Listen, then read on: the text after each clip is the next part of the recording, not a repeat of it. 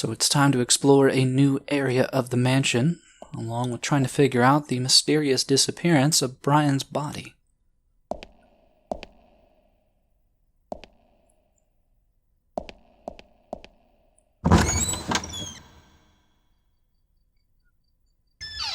Now, while the trail outside might have been pretty easy to follow, it seems that our trail of blood has suddenly gone very cold on us.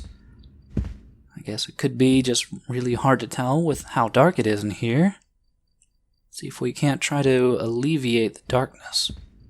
There's a nice handy candle here. We can go ahead and light that up to get a little bit of illumination.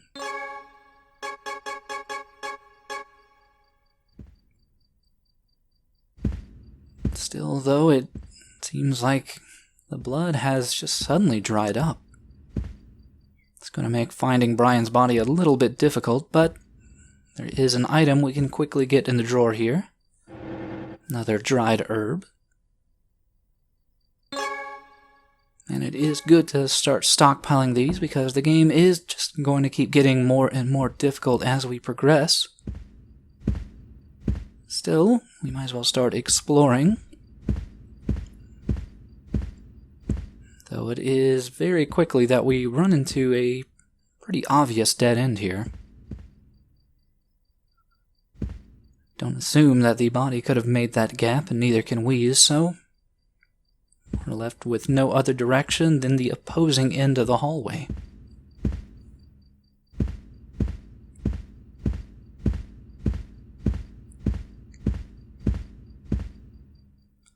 So, along with two doors that we can possibly check, there does seem to be a very odd mural, maybe a relief. Yeah, it's a relief down here in the wall.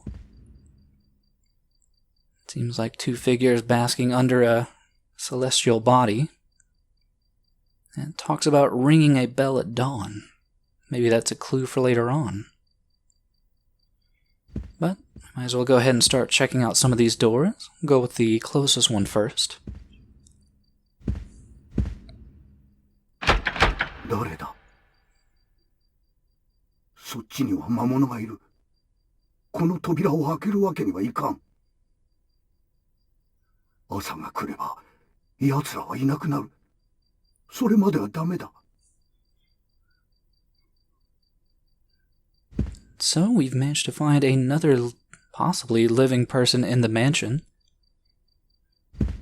Kind of rule them out as a possible suspect in the disappearance of Brian's body, but it really only leaves us one final option to explore.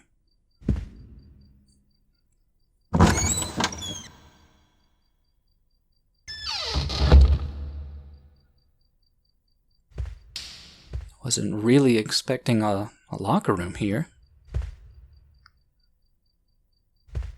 There looks to be a little bit of blood down there on the floor. No, it doesn't look like we're going to be getting any light in here.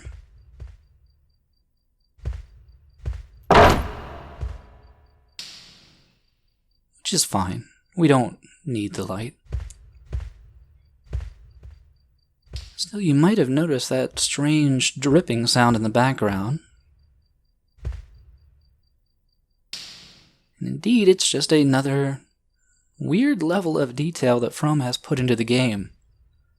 Now, there was an instance earlier on in the bathroom with a similar dripping sound effect, but I really like that small attention to detail.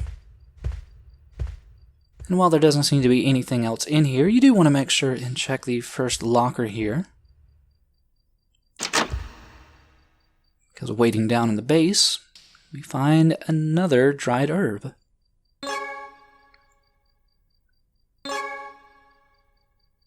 But since there was a little bit more blood on the ground, and since this was only the only other direction we could go, I guess this must be the right way.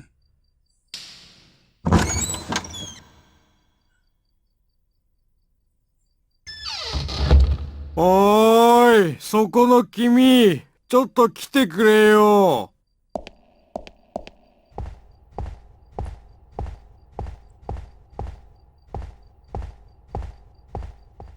ちょうどよかった。見てほしいものがあるんだ。ついてきてくれないか。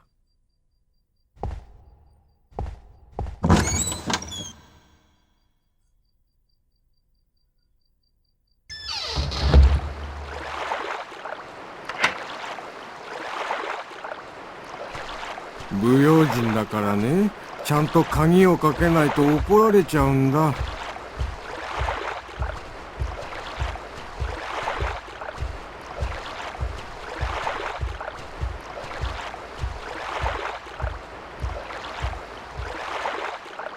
この中に船があるんだけど、シャッターが開かないんだ。君、なんとかできないかな。So somehow or another, we've managed to find ourselves with a brand new friend, along with a strange new task of, well, I guess trying to get to this boat, but who are you?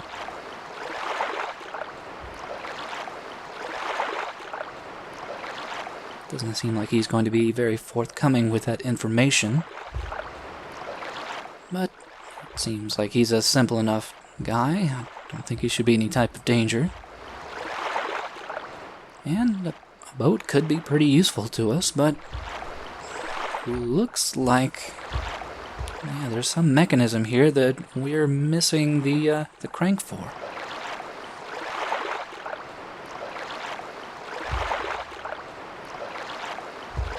And since our new friend managed to lock us away on this small wharf here, I can only assume that the crank has to be somewhere around here. There's really not too much area to explore. A little section behind the shed here. Still, it is pretty dark out here, and he does have a light. Maybe he wouldn't mind sharing that with us.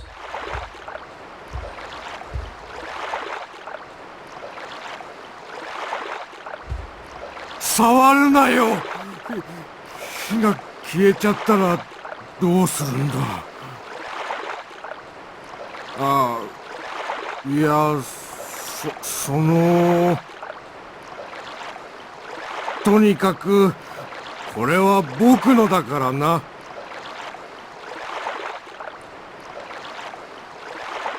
そうだ、僕仕事があるんだった。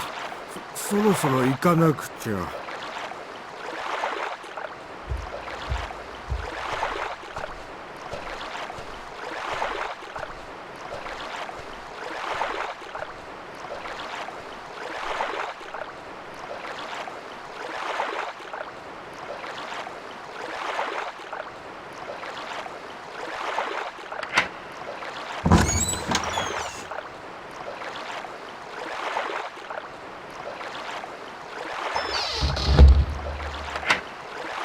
Now, while we definitely don't want to keep our new friend away from his work, he has managed to lock us away, and that's going to keep us from doing our task, but, well, while we have time, we can read a little bit, such as this poster here. And it seems yet another mention of the Eastern Shore. It seems that there is a research facility there. Guess that will be good to keep in mind for the future, though. We still don't really have a way to reach any more of an eastern point from here.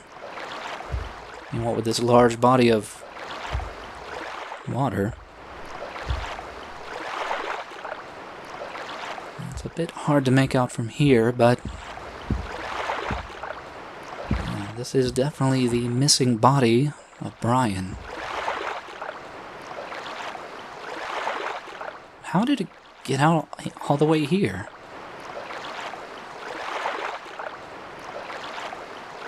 Ah, 見つかっちゃった。せっかく沖まで出て捨ててきたのに。こうなっちゃしょうがないか。本当はこいつで背後からドスンってやるはずだったんだけどな。屋敷はいつもきれいにしておけってアルバート様に言われてるんだ。それと知らないやつは入れちゃダメだって。ジェシカ様を守るためだって。And indeed, our bald acquaintance here is packing heat and ready to use it quite profusely. Without any means to defend ourselves, we're just going to have to run. おーい、どこ行くんだよ。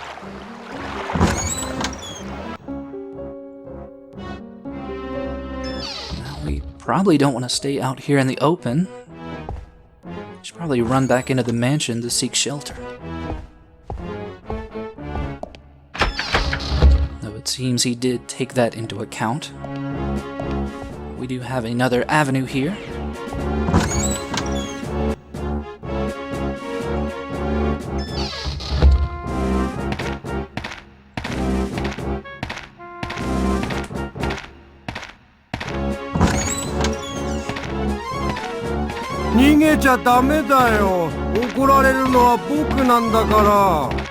And while it seems he is quite tenacious in chasing us, we can find a few situations where he will decide to just give up the chase. In this fueling station here, this is one of those situations. So we can kind of calmly collect ourselves and see if we can't find anything that we can use against our assailant. Maybe this gasoline can.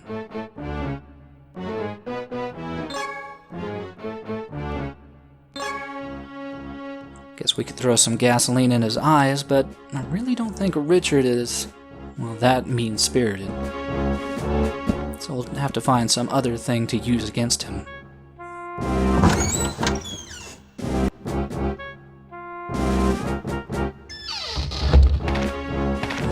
While our friend here is pretty tenacious with his chasing, he's not overly accurate with his gun, so even if we manage to get somewhat close to him, we can kind of serpentine around him.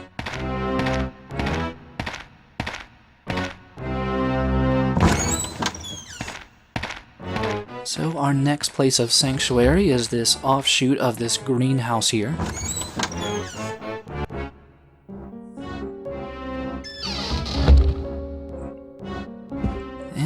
Get a strong feeling like there's going to be something in this maintenance room that will be the key to our survival.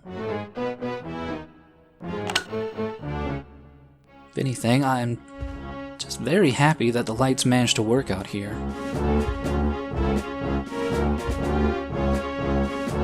And the only thing of immediate interest is this document on the table. And while it seems pretty innocuous initially, if we go ahead and read it, we'll see that it has some very roundabout helpful information. In this case, it's going to tell us how to operate the sprinklers in the greenhouse. First thing, we want to make sure that the motor, the generator, has gasoline, which we did manage to pick up.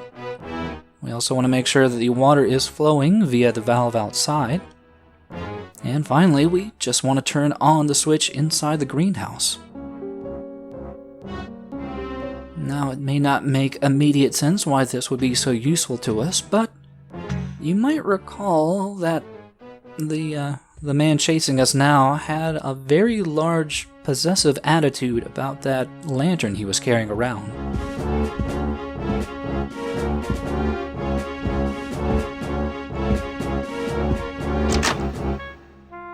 Before we go ahead and turn on the sprinklers, we might as well rummage around in the back area of the storage area here. The only thing really of interest that we can pick up are these herb seeds, which are another new item that will get explained somewhat shortly. But the generator to the greenhouse is right here next to the door.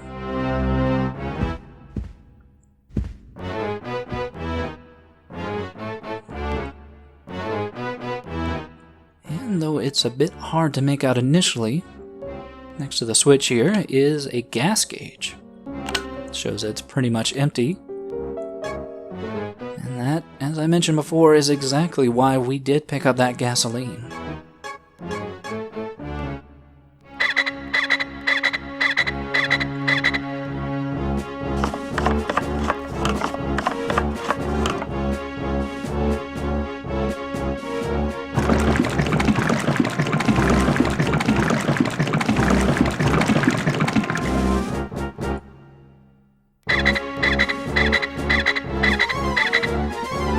You also want to make sure and turn the generator on. It's an easy enough thing to forget. The next step in the process, though, might be a tad bit dangerous. You can get the bald man to follow you into the greenhouse to maybe give you a little bit more breathing room to get to the valve outside, but I live dangerously.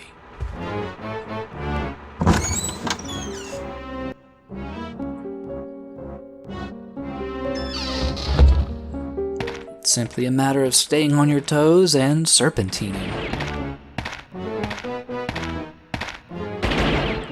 Also, having a little bit of luck on your side helps as well. With that all out of the way, now all we have to do is head inside and turn on the sprinklers and cross our fingers.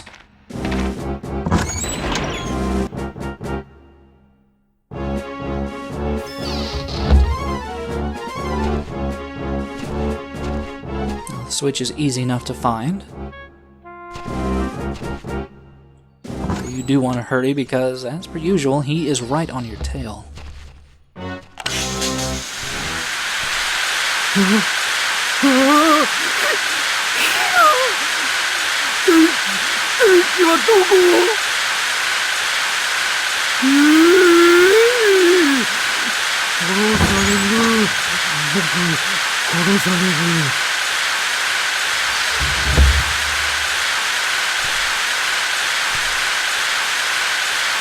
And with that water, we have both literally and figuratively dodged a bullet. And we finally get a nice bit of a reprieve to take in all the sights that we have passed by so far, but even more than that, our friend did leave behind an item for us.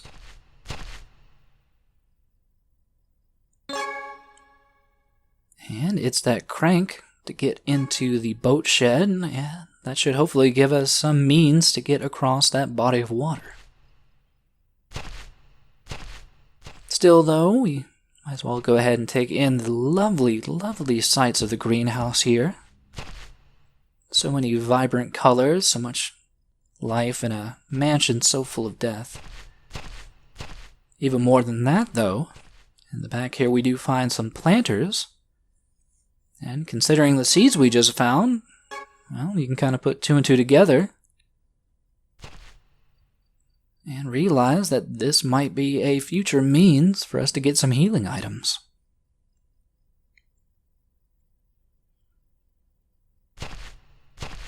It's an interesting little mechanic that not really necessary to do in the game, but we might as well go ahead and give it a try. I want to make sure and make sure these seeds have some water to grow with.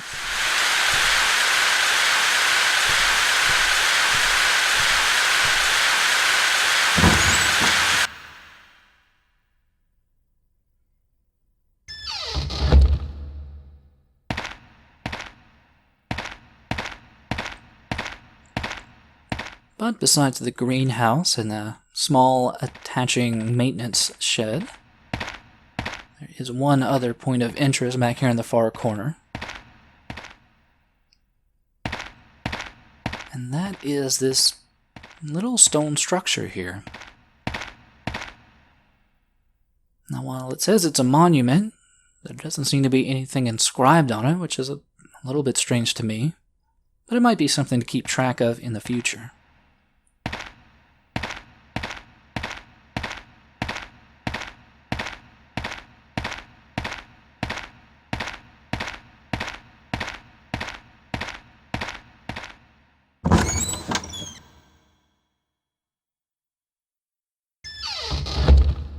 And in the eastern courtyard here, next to the refueling building, there is an easily missed herb.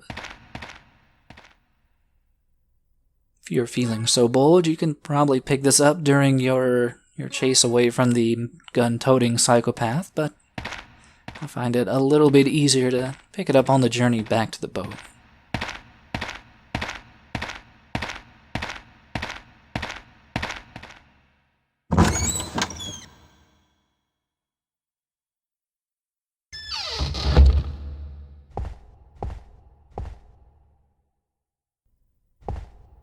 Also, I don't think this pool is going to get very much use in such stormy weather.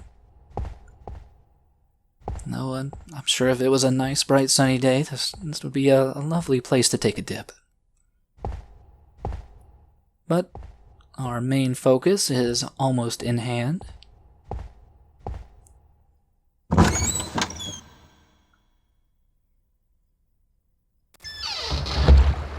Is getting down to that boat and hopefully getting across to those ruins that we've heard mentioned quite a few times. So strangely, Brian's body is nowhere to be found.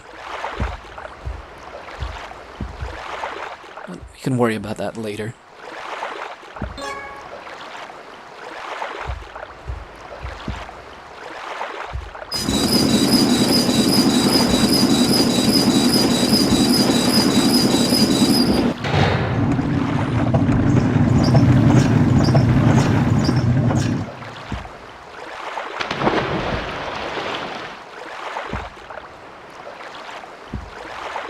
So it seems like a sturdy enough seafaring craft, though there does seem to be something waiting in there for us.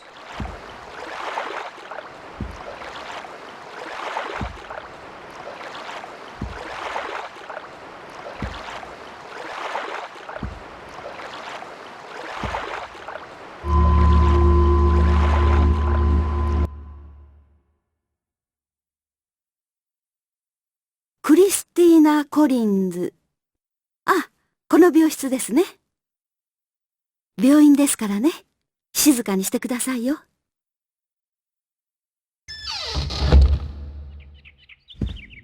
あれ、来てくれたんだ。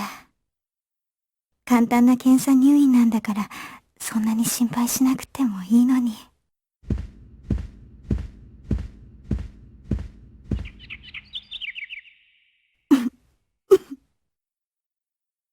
大丈夫。ちょっと無理しちゃって体調崩しただけよ。私、小さい頃から体は丈夫だったし。もっとずっと小さい頃はわからないけどね。じゃあそこまで競争よ。あ、ずるい。ちょっと待ってよ。私、幼い頃の記憶はないけど、一つだけ思い出せることがあるの。私と同じぐらいの女の子。とっても仲良しで、毎日一緒に遊んでた、と思う。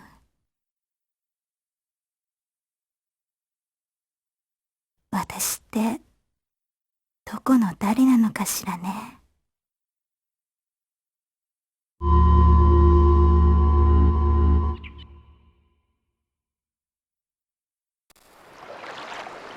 And with that, we get our first real view of Christina. It's a bit strange knowing that we've gone so far in the game already, and that's really our first introduction to her. It's a shame that she seemed in such bad health. We'll get to her soon enough, though. For now, even though we do want to go to the ruins, I kind of want to check out this chapel on the south shore first.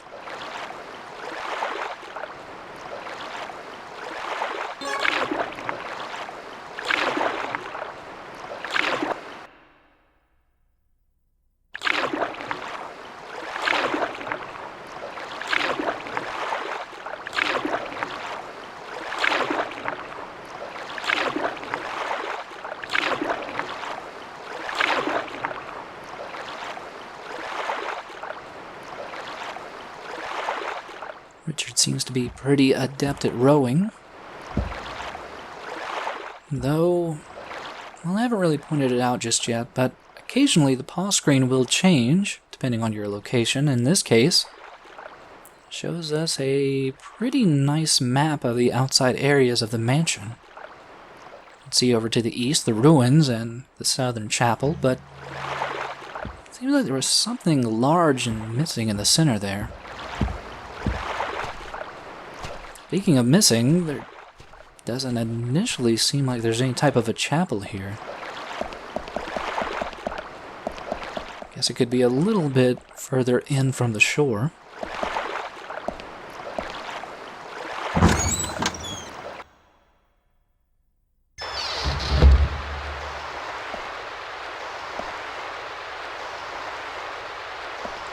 Indeed, that strikes a fairly imposing figure on the distance. Along with this really oddly colored water in this fountain. And while it doesn't seem like a good idea, by drinking the water, we will get a full heal. So at any point during the game, if we don't feel like using a healing item, or if we're in between chapters as it were, we can come back to this fountain and get a nice free heal.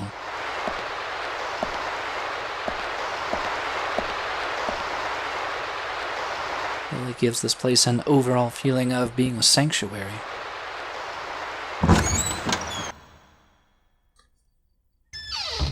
Now, while the outside architecture of the chapel seems pretty familiar in a very Christian sense, the interior feels pretty different from anything we've really experienced beforehand.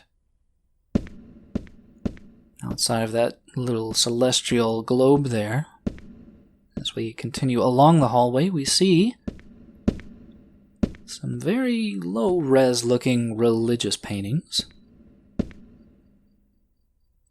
And though we can't really make out what's on them, the coloring and just the vague shapes, I don't know, it leaves me feeling a little bit discomforted.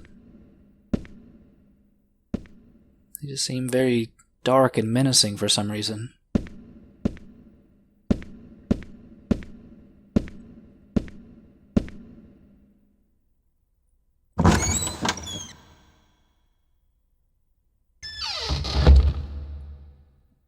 And the central place of worship just seems to compound that feeling even more so. One can only be left to imagine just what type of bizarre rituals and ceremonies would go on in a place like this. Especially considering these very large doors behind us. We'll explore those in just a little bit, but really my main attention is towards this somewhat familiar looking symbol. I think we saw something like this back in that glass coffin room.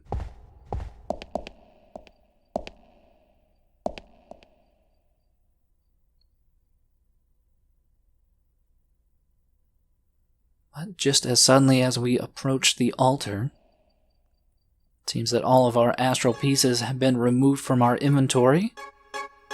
And as opposed to the first game, we aren't given an immediate reward for doing so. Instead, underneath this large symbol, we see this weird-looking shelf. There are a number of items in here that really catch our interest, such as a vinyl record and a pair of shoes, but all we can get for right now is a familiar-looking healing item from the first game. So we'll go ahead and pick up one of these holy waters.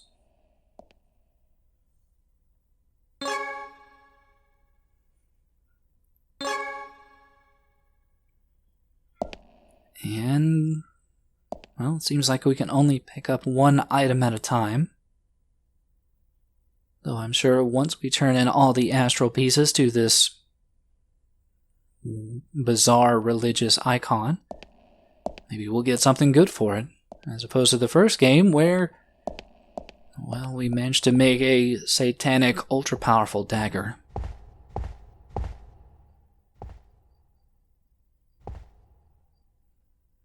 Still, we do have one final room to check out in the chapel here.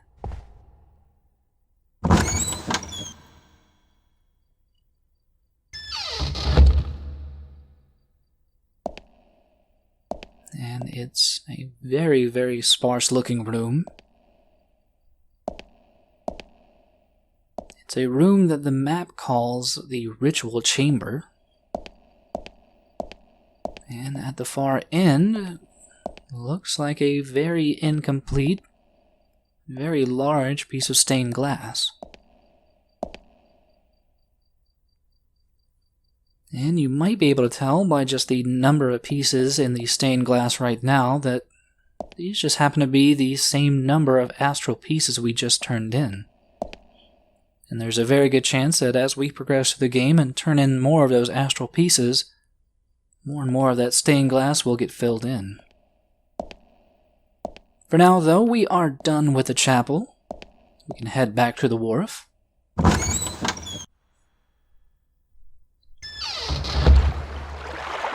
And that means we have a nice place to heal up in the future.